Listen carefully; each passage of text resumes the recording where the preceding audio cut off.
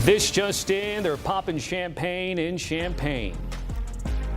David Olano calling game for the Fighting Illini from 41 yards out. A sold-out crowd on homecoming Saturday as Illinois bounces back from that blowout loss to Indiana and beats previously undefeated USC 34-32. Great quarterback matchup coming to this game. Jordan Mava and Luke Altmaier, both quarterbacks delivering. But once again, at the end, comes down to the kicker who made his kick. Winning bets. Illinois 2-1 on the money line, covering the 6.5-point spread, and the over of 62 cashes.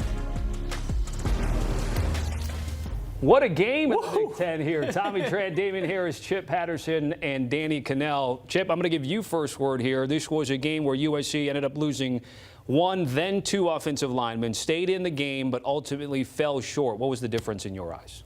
I would have to say that Jaden Mava being able to continue to step up, Makai Lemon making plays, and the fact that USC just got back and threw haymaker after haymaker, because Illinois wanted to give this game to the USC Trojans. They had the fumble in the red zone in the first half. They had a fumble out of the end zone on a score that could have sealed the game, and yet they continue to sort of trade this back and forth. It was a who wants to win game, Tommy. You know, it's just the mistakes that are being made, but the players are playing at a high level. Just a wildly entertaining game between two teams that, as the year started, we were like, okay, maybe either one of these teams could be the fourth best Big Ten team. You're trying to outlay like, okay, we know what the top three is in the Big Ten. Who's in that fourth spot?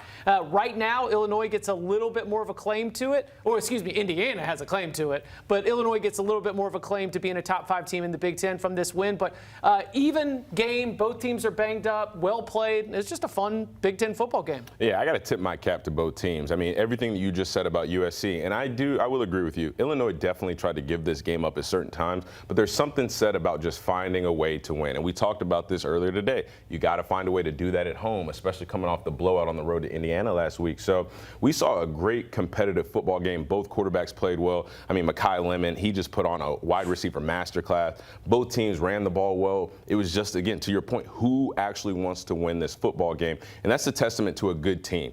Brett Bielema and Illinois have created a culture to where it's like you have to just find a way to win. And a good coach like Brett Bielema, I know he's going to go in and tell his team it's not what it was, it's what it could have been. And the same mistakes that we made today that we got away with, we're not going to be able to get away with those again in the future. So, again, hats off to both teams. Both teams played very competitive, but Illinois was just the hungrier team. They found a way to gut it out. I think we're burying the lead a little bit. I thought this was huge for Illinois. Remember what happened last week? Oh, yeah. The potentially for embarrassing yourself the way they did last week. That was an embarrassing loss. And I'm sure those players were humbled and embarrassed by the score that was put on them, the number that was put up there by Fernando Mendoza in Indiana.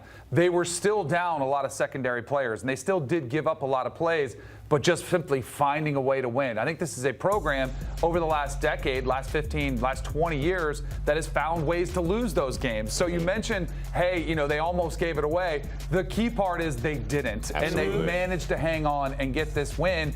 And I think this is a really, really rough loss for Lincoln Riley, where the expectation was this was supposed to be the year they take the step forward. This was the year they win some of those road games in the Big Ten, and they come up short again as a favorite on the road. I think this is much more devastating for USC, but what a huge win for Brett Bielema's squad. So let me just follow up on that, because, again, they lost starting center Killian O'Connor to a knee injury during the game. Already had Elijah Page lower body injury before the game. You mentioned Lincoln Riley, who they revamped the defense, a lot of it through NIL and the portal there, Chip. So this was supposed to be a better unit.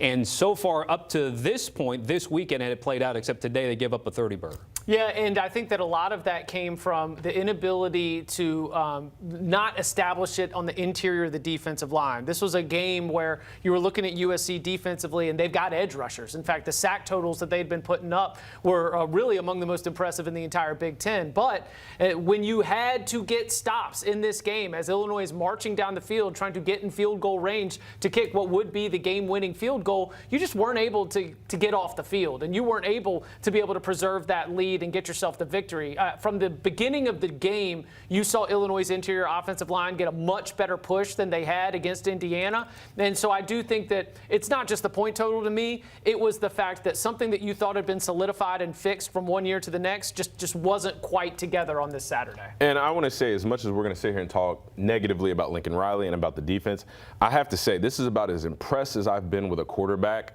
in a loss that I've been all season with Jaden Mava. I mean, he was phenomenal. We sat down here and we were watching him between breaks, and Danny, you hit on it. He was making throws where we were scratching our head. Why are you making that throw? Well, it was because he had the confidence in his arm. He had the confidence in Mekhi Lemon to come down with the football. So the way that he played on time, some of the throws into tight coverage, into triple, quadruple coverage, or back to Chip's point, the way that he just continued to dig and chip away at this lead from Illinois. I mean, I come out of this game very, very, very impressed with Jaden Mava. And, you know, with the negativity that we're talking about with Lincoln Riley, it's like if you can just get that defense fixed, you've got your guy. You've got your playmaker on the offensive side of the ball. You've got your shot caller. But again, you've got to surround him with the talent, with the complementary style of football, whether it's defense, whether it's special teams, to support that. Because as much as we want to sit here and put a lot of the onus and a lot of the burden on winning and losing on quarterbacks, again, we look at Jaden Mava's performance today, there wasn't much more that he could have done at the quarterback position. Totally agree. I think this is another example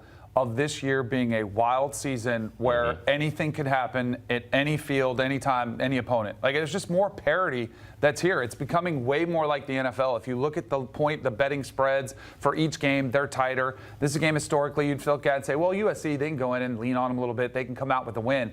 Nobody is safe. I think there's going to be very, very few teams that last an entire season unscathed. So if you are a USC fan, I don't think you look at this loss and say, there goes our season. No. I think 10-2 in the Big Ten, 9-3 in the Big Ten, SEC, those teams are going to be very much towards the top of the standings at the end of the season and very much in play for the playoff conversation. At least Lincoln Riley would say we'll never have the late Saturday game and then a 11 a.m. kick on a Saturday afternoon. The next week, by the way, a couple games here.